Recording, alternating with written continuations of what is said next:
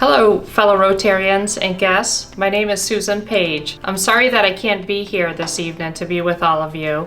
However, we wanted to put this special video together for all of you to see the importance and the process of Rockland Rotary achieving our project for the 100th Centennial celebration. We're excited to take you along in the journey from start to finish as we as a community and our club came together to make this project happen.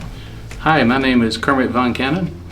I was Rockland Rotary President from 2017 to 2018, and I've been in Rockland Rotary since, 2008. Whenever Rotary clubs celebrate their 100-year anniversary, they typically have a major project that they do. Our major project was an all-inclusive playground. We decided to put that playground together for kids in the area and adults as well that have varying abilities will be able to use the playground. We raised $200,000, which was the number we needed. Actually, it's a little over $200,000. And when we completed that total that we put together, we said, okay, now we've got the money. We actually needed another $150,000 if they were going to actually put it together, prepare the surface, put the equipment together. But we had a community that came together. We had people like Jake Barber with Jake Barber Industries who prepared the site, who put the gravel down to prepare for the rubberized surface, and people like John Ferriello with Ferriello Construction who provided the concrete for the pads and for the reinforcement of the post to hold the equipment in place. And we had 160 volunteers. And these volunteers came from the hospital, from banks, from the Rotary, from the Coast Guard, and a number of other organizations, and a lot of individuals that joined in too. All total, with what Jake did and John did and these volunteers, saved us about $150,000. Hi, I'm Farrellyn Curtis, and I was Rotary President in the years of 21-22, and I have been a Rotarian for 6 years. This project was very meaningful for me because being a retired teacher, I would watch children, play on the playground at school, but I'd also see children on the sidelines that were unable to access the playground equipment. And I also have a friend who is wheelchair bound, and I noticed that she could not take her own children to a playground because she could not wheel her wheelchair through the wood chips. This project to me has special meaning because it addresses those people and children that could not play on a regular playground to now have a playground that would meet the needs. It was really amazing to see the businesses, the community organizations, the city of Rockland, and just so many people that chipped in and volunteer their time or volunteer their employees' time to be part of this special project. This is really gonna be a destination for people. People are gonna travel to Rockland, Maine to come to this playground. There are no playgrounds like this in Mid-Coast. In fact, there's only 2 in the state of Maine. And what is so incredible is the Rockland District Nursing Association has their flower garden adjacent on the same city property. And to think that, okay, families can come here, the children can play together, the families have a picnic together at the picnic tables and just watch the joy, the smiles, the laughter of the children just being kids. I also felt a personal connection to the location because my late mother was a school teacher at the McDougall School, and that school was long torn down, but we found and uncovered some old bricks from the school, and we're going to look to incorporate that into the site. The McDougall family was actually there at the ribbon cutting ceremony, and he just confirmed and cemented for us how wonderful and how happy that his mom and his father too would be of what Rockland Rotary has accomplished. As we were out meeting with potential donors, we heard a lot of stories from people, and it was very touching. It was wonderful to see those emotions come about because we all really realize that what we're doing will really impact everybody at some level. And that was a nice feeling. I think the biggest challenge for the playground was raising the money, but thanks to 300 people who donated, we were able to raise $200,000. Where in the past, our Rotary Club, if we ever raised $20,000, was a great accomplishment. So doing 10 times that was a really great accomplishment. I can think of 4 instances where I really felt emotional. And the first instant was when I saw the truck carrying the playground equipment arriving at McDougal Park, and realizing that we were soon going to have the community build. The second time was during the community build. On day 2, after a night of torrential rain, we had volunteers who came and put the playground together. They were ankle deep in mud and water and puddles, and it didn't stop them from the task of putting this playground together for our community. I just stood there and just watched all of this in sheer amazement. The third time that I became emotional was the ribbon cutting day. And I was okay until I saw my mother. And my mother, who's 93, the day before, came and helped us rake wood chips. And when I saw her, she came over, gave me a great big hug. It was a very touching moment for me. And the last time I became emotional was on opening day of the playground that afternoon, just standing back, watching the children playing on the playground, watching the families enjoy their children playing on the playground, and realizing that Rockland Rotary's gift for our community was now a reality. The rubberized surface is a really instrumental part of making a playground an all-inclusive, because the rubberized surface allows children to have access to all the different components of the playground in itself. So every component on our playground, a child in a wheelchair can access those points. But also, if children happen to fall on it too, it's got some buoyancy to it, and it's a safe space.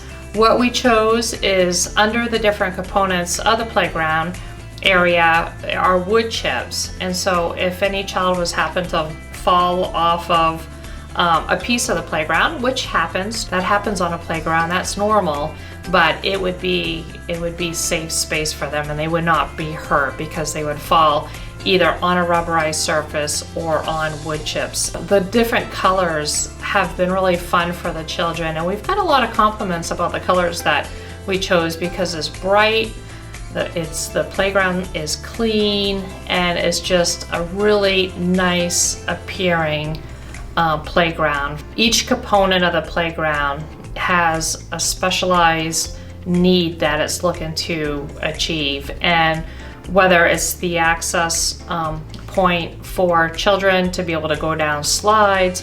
You'll see in one of the staircases there's a gap between the railings and the posts, and that's on purpose. That's to allow an adult to reach in and help move that child up to the top of that playground area. So the spinner that we have, that we decided upon, is where a child that is wheelchair bound can actually be wheeled or wheel themselves up onto the spinner, and then they lock the wheelchair in place, and they can actually use their hands to move the spinner, or their siblings can, adults can, but they don't have to be taken out of a wheelchair. So this was a great component to this playground that children that are restricted to wheelchairs could actually use without disturbing the child from the wheelchair. The cocoons are actually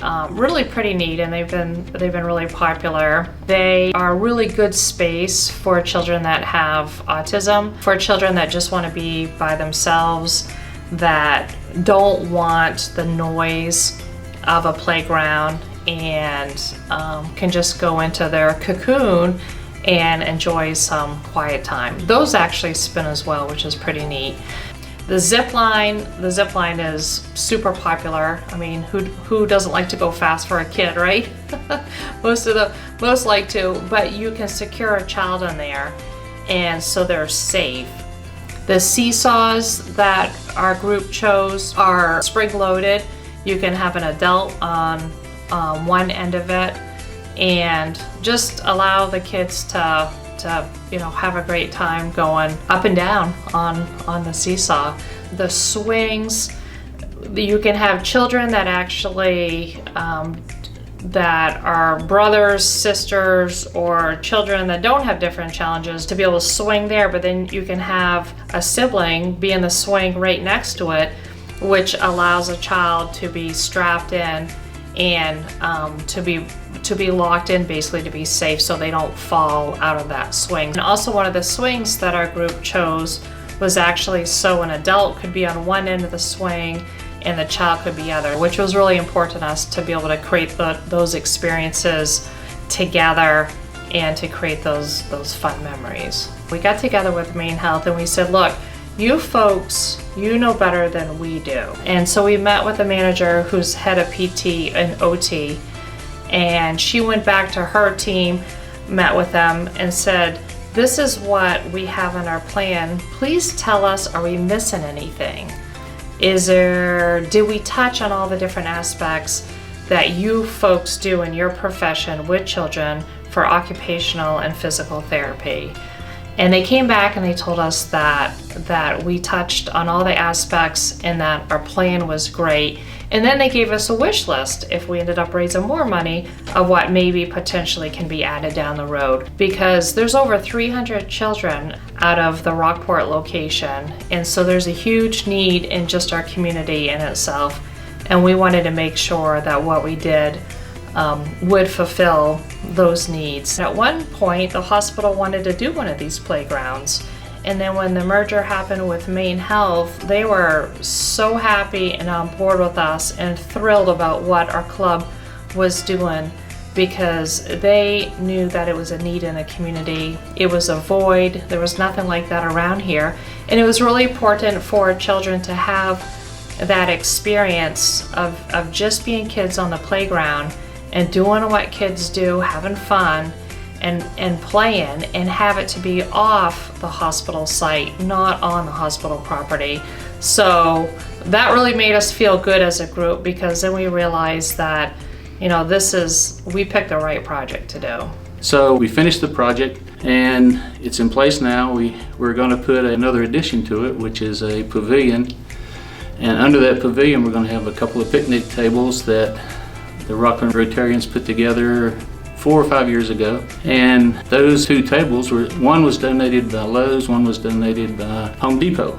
And they donated the materials and we cut the material and put it together and made it wheelchair friendly. So those 2 picnic tables will be under this pavilion. I'd like to thank Susan and all her efforts in helping us pull this all together. Not only did she help with fundraising and organizing the equipment and working with Altiplay to secure the equipment and things that we'd need for the community build, but also she kept meticulous records so that we could also thank all those that donated from our community to make this happen.